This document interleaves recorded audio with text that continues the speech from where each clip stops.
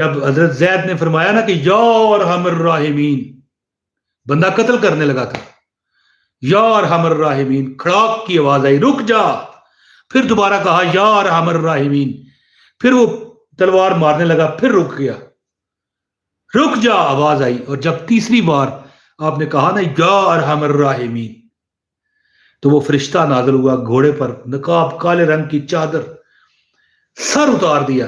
حضرت زید نے کہا حضرت ذرا رکیے، حضرت آپ کون ہیں؟ کہنے لگا میں فرشتہ ہوں، تو نے جب پہلی بار آواز لگائی نا، میں 7ویں آسمان پر تھا، کیا پڑھا؟ یا ارحم الراحمین۔